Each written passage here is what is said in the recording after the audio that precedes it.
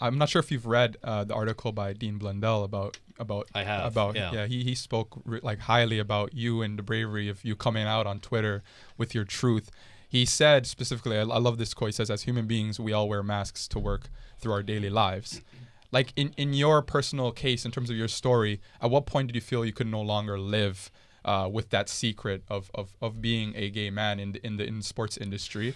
And like, because it must have taken a toll on you with like keeping that secret to yourself for all those years. I'll try to give you the Coles notes of the personal situation. So I have what I call the 4 phases of my young adult, and I think when you're in your 30s, you guys might not believe this yet, but trust me, when you get there, you're going to want to believe it.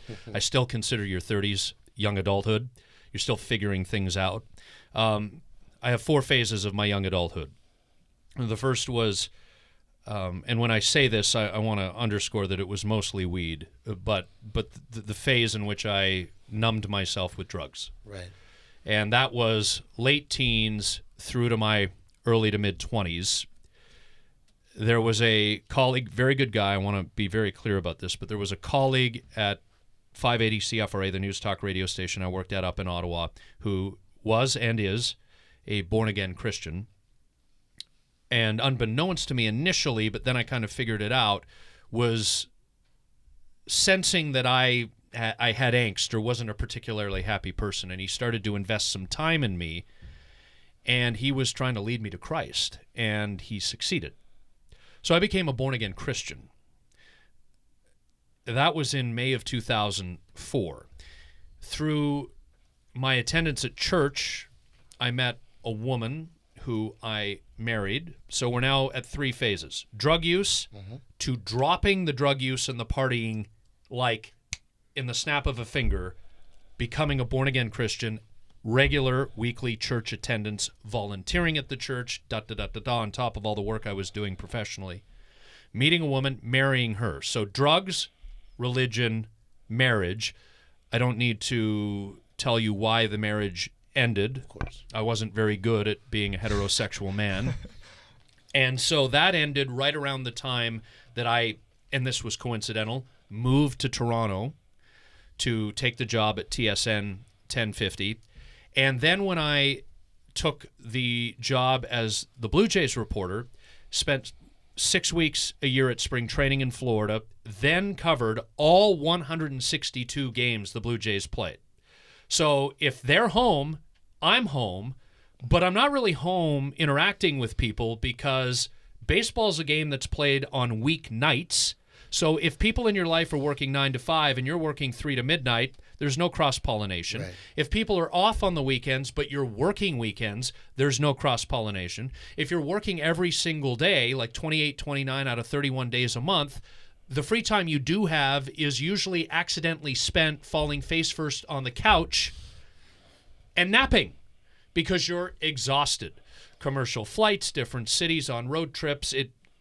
I was doing radio hits. I was writing a column every day for tsn.ca. TSN, the TV side, availed particularly used me for my services once the Blue Jays got really, really good in late 2015, and they became the national lead story across the country as they rumbled to the AL East crown, having gotten Price and Tulowitzki and fixed some of the holes on their roster with those deals. And so I was doing the equivalent of 3 full-time jobs a day and traveling and not seeing anybody and feeling completely disconnected from my life and all of that, and I burnt out. So the 4th and final phase was work.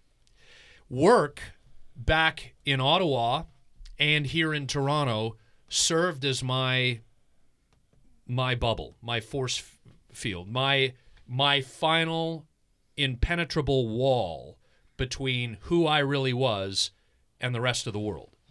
Nobody asked me, post my wife, why I didn't have a girlfriend, because when you work 260 days in a row, you go out, Jays have an off day on a Monday.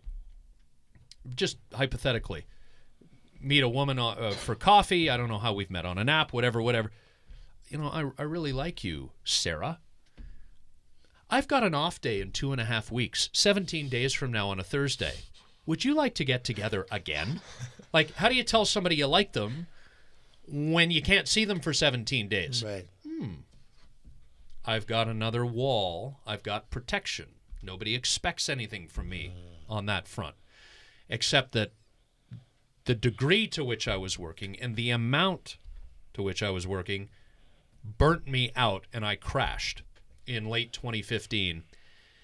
And it was in that summer when things had started to go wrong that I actually came out to my parents. And they were the first people outside of my psychotherapist who helped lay the foundation for me and helped to prepare me, get comfortable and all that for telling my parents. They were the first people who knew. I was still so ashamed that it took me another year, July of 2016, to tell my brother and sister-in-law. My brother's 4 years younger than me, wonderful guy, nephew and niece, his son and daughter, who I love to death and I'm very close to. It took me a year to tell them.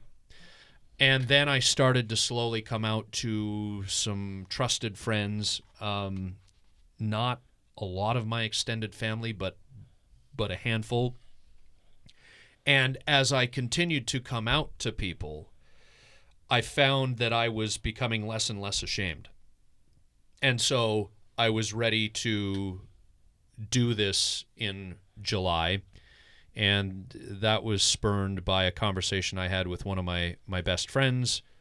I had a bit of a rough first half of this year.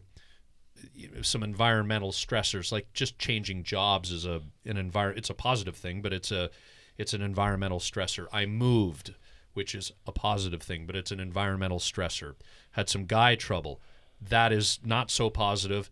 It's a stressor. There was a lot going on, and I had been on and on with my friend who lives in Calgary on the phone about a lot of these things. He and I share a lot about our lives, and he had come to visit Toronto for the final week for Pride weekend and then my 40th birthday, and we went to Wonderland, and that night we got back and crushed some wine and smoked some weed in my loft, and I asked him, "Are you happy?" And we got philosophical, and I said, "Are you happy in your life?" He gave his answer, and then he threw it back on me. The guy's not a journalist. Now he starts acting like he's Larry King. And my answer was, "No, I'm not."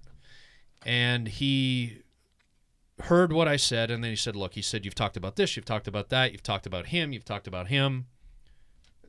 I'm not dismissing or diminishing the importance of any of these topics, but you will not be happy. The bigger picture thing here is you will not be happy until you come out publicly." And I fought back initially. I'm like, I don't want to have that public responsibility. I am an introverted person. I am a loner. I don't want that attention in my life. But I also knew I had to do it. And I woke up the next morning feeling pretty convicted, and I started planning for the process, which took 3 weeks leading up to the video to get it all done.